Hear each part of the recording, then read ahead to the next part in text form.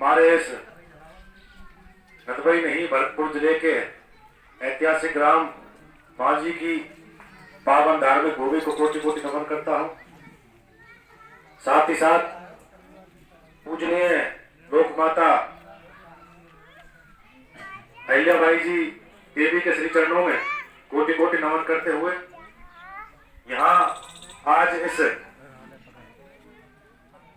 बघेल धनगर और गाडरी समाज के प्रतिभा सम्मान समारोह कार्यक्रम में मंच पर विराजमान कार्यक्रम की अध्यक्षता कर रहे अध्यक्ष महोदय और मुख्य अतिथि के तौर पर चलकर आए पूरे राजस्थान भर में शहर से लेकर गांव गांव और ढाणियों में जा जाकर इस समाज में जागरूकता ला रहे ऐसे बहुत ही सम्मानीय धनगर गाडरी समाज के प्रदेश अध्यक्ष परम आदरणीय डॉक्टर यशवीर जी साहब, आपके साथ ही चलकर आए सभी समाज के सम्मानित पदाधिकारी बंधु, एनटी शास्त्री साहब और मंच पर विराजमान सभी सम्मानित इस संस्था के पदाधिकारी, गणमान्य अतिथिगण, साथ ही साथ यहाँ हमारे इस गांव के सरपंच बहुत ही सम्मानीय आदरणीय निर्भय सिंह चौधरी साहब, उपस्थित बुजुर्गों, माताएं, बहनें और सभी युवा साथी। आज बहुत ही गर्व का विषय है कि हमारे इस तहसील नदबई के इस गांव में जो एक प्रतिभा सम्मान समारोह कार्यक्रम शायद पहली बार आयोजित किया जा रहा है, तो निश्चित तौर पर जो भी इस कार्यक्रम के आयोजक हैं वो सभी बहुत धन्यवाद के और साधुवाद के पात्र हैं। मुझे भी 3-4 दिन पहले टेलीफोन आया कि भाई आपको भाई साहब इस प्रोग्राम में आना है। मैंने कहा साहब निश्चित, ये तो बहुत अच्छा प्रोग्राम है, तो निश्चित हम इस प्रोग्राम में मुझे भी शामिल होने का मौका दिया, इसके लिए मैं आपको धन्यवाद देता हूं। साथ ही साथ मंच पर वक्ता बता रहे हैं कि यहाँ इस कार्यक्रम में संख्या में कमी है, तो ये कोई विशेष बात नहीं है। पहला कार्यक्रम है गांव में, चूंकि प्रथम बार आयोजित किया जा रहा है। इस कार्यक्रम को धीरे धीरे बड़े स्तर पर हर साल इसको ऐसी कोई प्रथा बनाई जाए कि यहाँ संख्या में बढ़ोतरी होगी। दूसरा, कोरोना काल भी चल रहा है, शायद गांव में यह मैसेज होगा कि वहां कम संख्या में प्रतिभाहीन मौजूद रहे, तो इस तरह कार्यक्रम किया जा रहा है, ये भी अच्छी बात है। इस क्षेत्र के लोगों को एक निवेदन करना चाहता हूँ, क्योंकि कोरोना काल चल रहा है, कुछ संख्या बढ़ोतरी हो रही है, तो आप सब भी इस बीमारी का ध्यान रखते हुए मास्क का उपयोग करें, दूरी बनाकर चलें और इस बीमारी से जो सरकारी गाइडलाइन है उसका पालन करते हुए गांव क्षेत्र में रहें। क्योंकि अब शादियों का समय आने वाला है, उसका आप विशेष ध्यान रखना। सब जगह शादी गांव में आप लोग जाएंगे, गांव में शादियां होंगी, तो उसमें अपनी दूरी बनाकर रखें, मेरा ये निवेदन है। दूसरा, सामने जो प्रतिभाएं बैठी है, आज इस कार्यक्रम के मुख्य कोई आकर्षक है तो आप सब सामने बैठे भाई बहन हैं।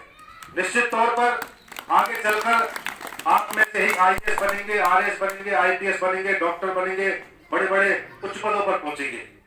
अभी मुझसे पहले वक्ता आदरणीय गुरु जी बता रहे थे कि किसी बच्चे के माथे पर नहीं लिखा होता है कि कल को वो आगे चलकर क्या बनेगा। तो निश्चित तौर पर अभी प्रतिभाएं आई थी 10th क्लास में 95%, 90% हमारी बहन लेकर आई है, बहुत बड़े ताजुब की बात है। 95% ला रहे, बहुत बड़ी, मैं समझता हूँ अच्छी बात है।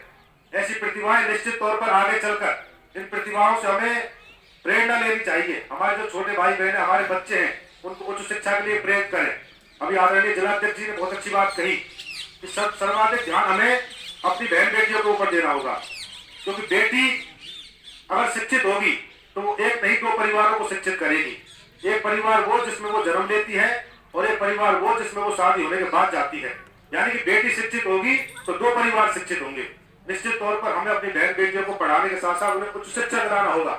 अमूमन क्या देखते हैं कि गांवों में 10वीं और 12वीं तक विद्यालय होते हैं, हम अपनी बहन बेटियों को 12वीं तक पढ़ा के फिर घर बैठा लेते हैं, शादी ब्याह कर देते हैं। लेकिन आज के इस दौर में हमें उच्च शिक्षा दिलाने के लिए बहन बेटियों को बाहर भेजना होगा।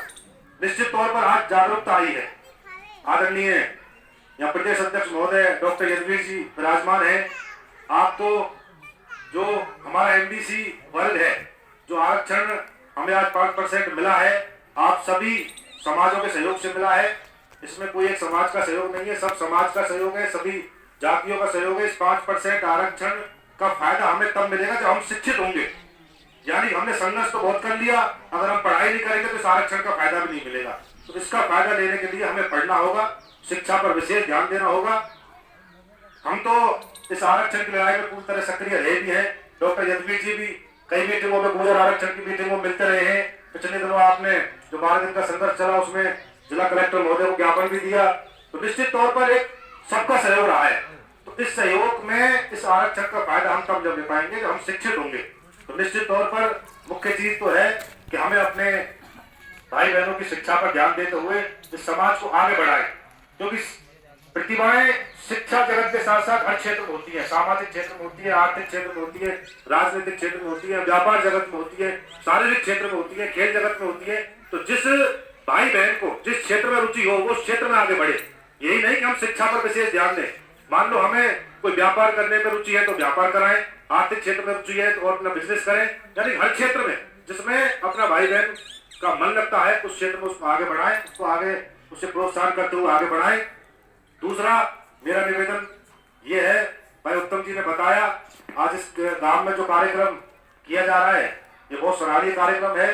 मैं आपको विश्वास दिलाना चाहता हूं कि मेरी ओर से जब भी आपको और हमारे इस बघेल समाज को पूरे जिले में जहां भी आप हमें याद करेंगे हम आपके बीच आधी रात खड़े मिलेंगे, आपके साथ कंधे से कंधा मिलाकर दिन रात आपकी सेवा में हाजिर रहेंगे।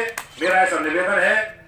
और शिक्षा के बारे में महापुरुषों ने कहा भी है, भारतीय संविधान निर्माता डॉक्टर बाबा साहब भीमराव अम्बेडकर जी ने एक बहुत अच्छी बात कही है कि शिक्षा वो शेरनी का दूध है जो जितना ज्यादा पिएगा उतना ज्यादा दहाड़ेगा।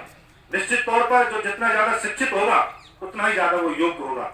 तो निश्चित तौर पर ऐसे महापुरुषों की बातों को याद रखते हुए ज्यादा कुछ ना बोलते हुए शिक्षा पर विशेष ध्यान दें। आगे इस कार्यक्रम को और गति देने के लिए जो भी हमसे आप सहयोग मांगेंगे हम हमेशा आपके साथ हैं। धन्यवाद। राम राम साहब, जय हिंद।